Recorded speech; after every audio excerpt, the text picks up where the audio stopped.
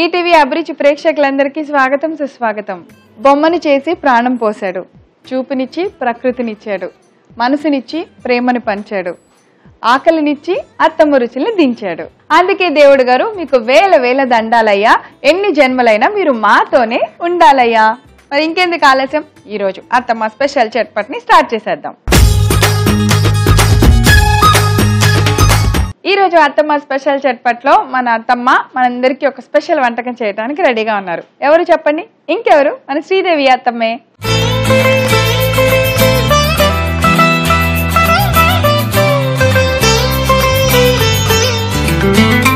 Hi Sridevi అత్తమ్మ. Hi వీణా, ఎలా ఉన్నారు? చాలా బాగున్నాను. ఏమిటి సంగతులు? ఏముంది, ఊరెళ్ళొచ్చాను. అక్కడ మాకు ఆంధ్ర సైడ్ కొబ్బరి చెట్లు కదా మొత్తం.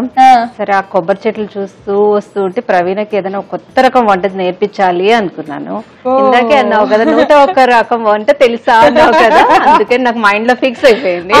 వీళ్ళందరికీ కొబ్బరితో 100 రకాల వంటలు తెలుసామో, మా అత్తమ్మ చేసేది మాత్రం మీకు ఎవరికి తెలియదు తెలుసా, అందుకే 101 రకం ఇప్పుడు చేస్తున్నాను.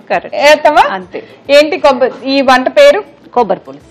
కొబ్బరి పులుసు బాగుంటుందా? కొబ్బరి పాలతోటే చేస్తాం అన్నమాట, అందుకని దానికి ఆ పేరు పెట్టాను. సరే, మరైతే మా అత్తమ్మ తయారు చేయబోయే కొబ్బరి పులుసుకి ఏమేమి పదార్థాలు కావాలో ఒకసారి చూసేద్దాం.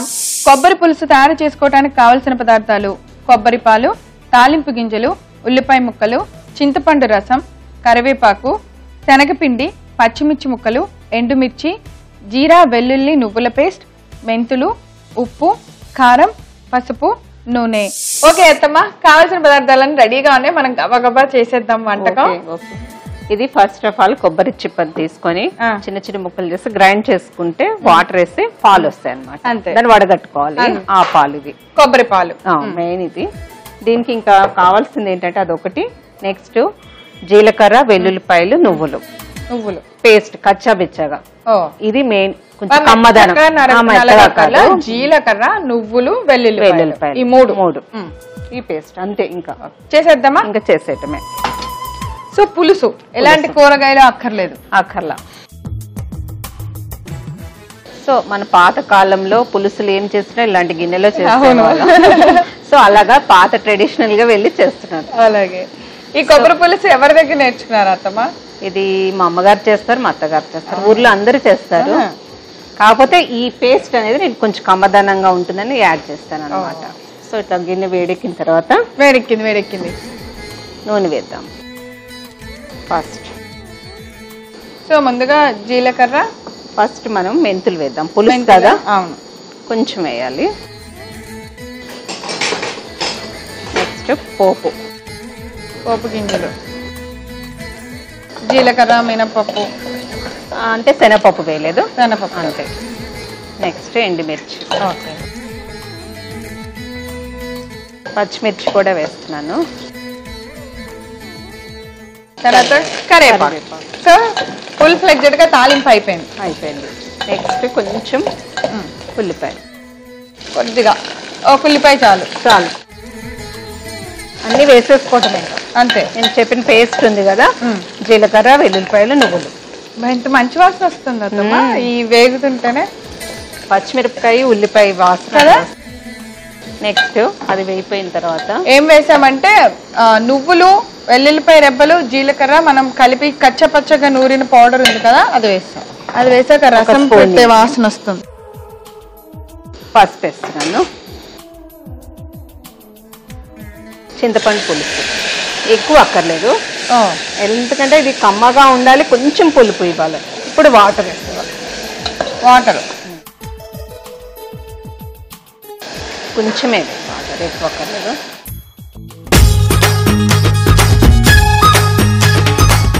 సో ఈ చింతపండు పులుసు మనకు ఉడకాలి అంతే. అది ఉడికిన తర్వాత ఉడకడానికి కొంచెం మజ్జిగకి, పాలకి దీనికి సరిపడంత ఉప్పు వేసేస్తున్నాను. అలాగే అది ఉడికే లోపల ఈ కొబ్బరి పాలు డైరెక్ట్ గా పొయ్యి మీద పెడితే కొంచెం ఇరుగుతాయి. అయినా కొబ్బరి పాలు ఎప్పుడు వేస్తే తొందరగా డిష్ అవుట్ కంప్లీట్ చేసేయాలి మనం. ఒక 1 సెకండ్ కంటే ఎక్కువ ఉంచకూడదు. కొంచెం నేను శనగపిండి వేస్తున్నాను.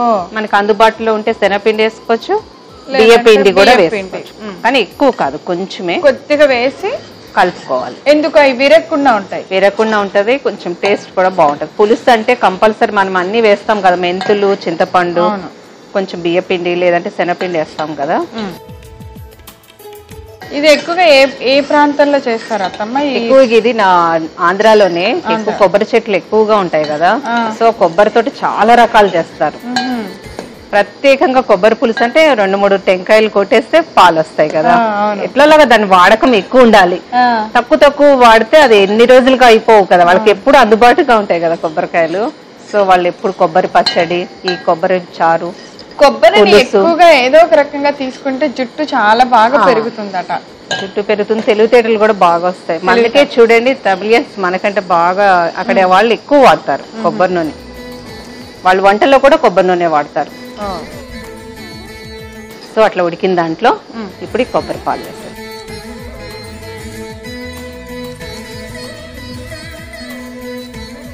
కొబ్బరి పాలు వేసాక ఎక్కువసేపు వద్దన్నారు కదా, మళ్ళీ ఒకసారి ఫైనల్ గా కరివేపాకు, కొంచెం కరివేపాకు. సో కొద్దిగా వేడెక్కితే చాలా ఇంకా అయిపోయినట్టు. ఎంత ఈజీగా అయిపోయింది, ఈజీగా ఉంటుంది, చక్కగా కమ్మగా ఉంటుంది. కూరగాయలు ఏం వేయలేదు మనం, ఏమి వేయలేదు, ఎప్పుడు ఇంట్లో ఉండే వస్తువులే ఇవన్నీ. కొబ్బరి ఒక్కటి, పాలు ఒక్కటి తీసుకోవాలి చాలు. తీసేద్దామా?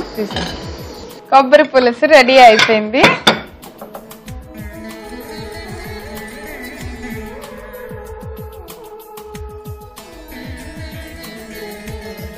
చాలు.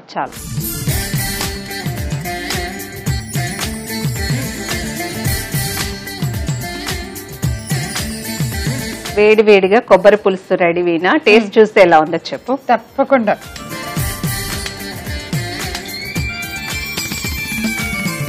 ఇది రైస్ లో బాగుంటుంది. రైస్ లో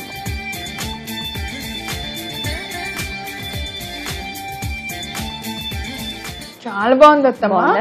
దేంతో తయారు చేసాం అస్సలు తెలియట్లా. ఇంగ్రీడియంట్స్ తక్కువ ఉంటాయి ఇందులో, ఏ ఫ్లేవర్ రావట్లేదు, కానీ ఎంత టేస్ట్ ఉందంటే చాలా బాగుంది. ఆ జీలకర్ర, వెల్లుల్లిపాయలు, మెంతులు వాసన అదిరిపోతుంది. అదే మెయిన్ ఈ డిష్ లో. చాలా బాగుంది అత్తమ్మ. సో చూసారు కదా మా అత్తమ్మ తయారు చేసిన కొబ్బరి పులుసు, టేస్ట్ అదిరిపోయింది. మీరు కూడా తయారు చేయాలా? అయితే కావాల్సిన పదార్థాలు, తయారు చేసే విధానం నేను ఒకసారి రిపీట్ చేస్తా, నోట్ చేసుకోండి. కొబ్బరి పులుసు తయారు చేసుకోవడానికి కావలసిన పదార్థాలు: కొబ్బరి పాలు, తాలింపు గింజలు, ఉల్లిపాయ ముక్కలు, చింతపండు రసం, కరివేపాకు, శనగపిండి, పచ్చిమిర్చి ముక్కలు, ఎండుమిర్చి, జీరా, వెల్లుల్లి, నువ్వుల పేస్ట్, మెంతులు, ఉప్పు, కారం, పసుపు, నూనె. కొబ్బరి పులుసు తయారు చేసుకోవడానికి కావలసిన పదార్థాలు: ముందుగా స్టవ్ వెలిగించి ఒక గిన్నె పెట్టుకొని నూనె పోసి వేడి చేసుకోవాలి. నూనె వేడెక్కిన వెంటనే ముందుగా మెంతులు వేసుకోవాలి. అవి కొంచెం ఫ్రై అయిన వెంటనే పోపు గింజలు, పచ్చిమిర్చి ముక్కలు, కరివేపాకు, జీలకర్ర, వెల్లుల్లి, నువ్వుల పేస్ట్ వేసి బాగా కలపాలి. ఈ బాగా ఫ్రై అయిన తర్వాత కొద్దిగా చింతపండు పులుసు వేసి కొంచెం నీళ్లు పోసుకొని కొద్దిసేపు ఉడకనివ్వాలి. ఈ మిశ్రమం బాగా ఉడికిన తర్వాత మనం ముందుగా తయారు చేసుకున్న కొబ్బరి పాలలో కొద్దిగా శనగపిండి వేసి బాగా కలుపుకోవాలి. ఇప్పుడు దీనికి సరిపడినంత ఉప్పు వేసి బాగా కలిపిన తర్వాత కొబ్బరిపాలు మిశ్రమాన్ని కూడా పులుసులో వేసుకొని కొద్దిసేపు ఉడకనివ్వాలి. కొంచెం దగ్గర పడిన వెంటనే స్టవ్ ఆఫ్ చేసుకొని కొబ్బరి పులుసుని కొద్దిగా కరివేపాకు వేసి గార్నిష్ చేసి ఒక బౌల్లో సర్వ్ చేయండి. అంతే, ఎంతో రుచికరమైన కొబ్బరి పులుసు రెడీ. అత్తమ్మ, నిజంగా అత్తమ్మ స్పెషల్ అన్నందుకు మా అత్తమ్మ ప్రతిసారి చట్పట్లో ఇలా గరిట తిప్పి మమ్మల్ని ఆహా అనేలా చేస్తుంది. సో ఇంత మంచి వంటకాన్ని చాలా ఈజీగా చేసి చూపించినందుకు thank you so much. Thank you. ఈ రోజు మా అత్తమ్మ తయారు చేసిన కొబ్బరి పులుసుని మీరు చూడటం మిస్ అయ్యారా? అయ్యయ్యో, అయితే మీరు ఏం చేయాలో తెలుసా? youtube.com/etvabruchi లేదా facebook.com/etvabruchi అని టైప్ చేసి మా సైట్లోకి లాగిన్ అయ్యి అక్కడ కొబ్బరి పులుసు అని టైప్ చేయండి. అంతే, ఆ వంటకం మా అత్తమ్మ ఎలా తయారు చేసిందో మీరు చూసేయచ్చు. చూసారు కదా, ఈ రోజు మా అత్తమ్మ తయారు చేసిన ఈ వంటకం మీ అందరికీ బాగా నచ్చేసిందా? అందరూ తయారు చేసుకొని టేస్ట్ చూసేయండి. రేపు మరో సరికొత్త వంటకంతో తిరిగి అత్తమ్మ స్పెషల్ చట్పట్లా కలుసుకుందాం. అంతవరకు సెలవు, నమస్కారం.